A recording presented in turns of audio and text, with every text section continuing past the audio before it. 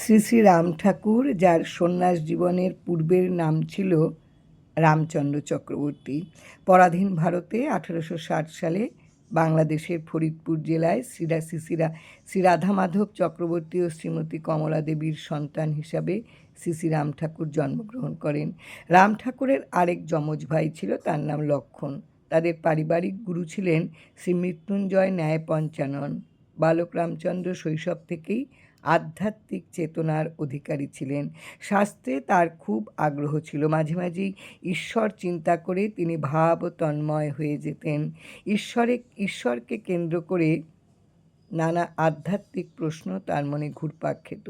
এই ঈশ্বরের খোঁজেই 1872 সালে সকলের অজ্ঞাতে অজানাকে জানার জন্য গৃহত্যাগী হন। পরে পৌঁছন আসামের শ্রী শ্রী কামাখ্যা দেবীর মন্দিরে এবং এক অক্ষয় তৃতীয়ার দিন শ্রী শ্রী রাম ঠাকুর দেখেন জটাধারী দীর্ঘাঙ্গী এক জ্যোতির্ময় মহাপুরুষের সামনে দাঁড়িয়ে। গুরু হিসাবে তিনি সেই দিব্য পুরুষকে গ্রহণ করলেন। শুরু হলো তার সাধনা ও আধ্যাত্মিক যাত্রা।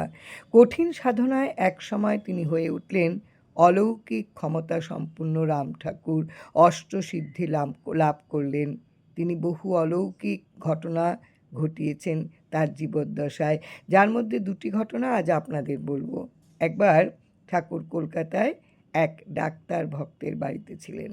একদিন সকালে তার বৈঠকখানার ঘরে তিনি ঠাকুর এবং সেই সময়ের বিখ্যাত কবিরাজ জানকীনাথ দাশগুপ্ত বসে আছেন। ঠাকুর তাদের ধর্মের শাস্ত্র ব্যাখ্যা শোনাচ্ছিলেন।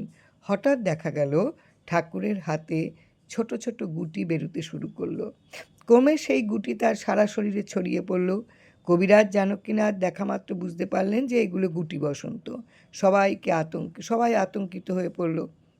ঠাকুর হেসে বললেন, ভয় পাওয়ার কিছু নেই, এর জন্য ওষুধেরও প্রয়োজন হবে না। এই কথা বলে ঠাকুর সেই গুটিগুলোকে এক এক করে টিপে টিপে বসিয়ে দিতে লাগলেন। কিছুক্ষণের মধ্যেই সেই সব গুটি ঠাকুরের গা থেকে ম্যাজিকের মতন মিলিয়ে গেল। ঠাকুর বললেন, এ রোগ আমার নয়। অনেক দিন আগে আমার এক ভক্তের গুটি বসন্ত হয়েছিল। সেদিন তাকে পরিচর্যা করে যমের কাছ থেকে ফিরিয়ে এনেছিলাম। যম ছেড়ে দিলেও রোগ কি ছাড়ে? সেই ভক্তের রোগ আজ আমাকে ভোগালেও মারতে পারল না। একবার ভক্ত রোহিণীবাবুর বাড়িতে এসেছেন ঠাকুর। সৎসঙ্গ শেষ করে খাওয়ার সময় ঠাকুর বললেন যে তিনি মাংস খাবেন। উপস্থিত সকলে চমকে উঠলেন। যে মানুষটা সারাদিনে একটা ফলও খায় না, সে আজ মাংস খেতে চাইছে। রোহিণীবাবু উল্লসিত। তার বাড়িতে পরম পুরুষ শ্রী শ্রী রাম ঠাকুর মাংস খাওয়ার ইচ্ছে প্রকাশ করেছেন। অবাক কাণ্ড তো বটেই, এ তার পরম সৌভাগ্য। সঙ্গে সঙ্গে তিনি ঠাকুরকে এক বাটি মাংস এনে দিলেন। মুহূর্তের মধ্যে সেই মাংস খেয়ে নিয়ে ঠাকুর বললেন, আরও মাংস নিয়ে আসো, তোমাদের কাছে যা আছে সব নিয়ে এসো। সেই রাতে বাটির পর বাটি সব রান্না মাংস খেয়ে নিয়ে তিনি শেষ করে দিলেন।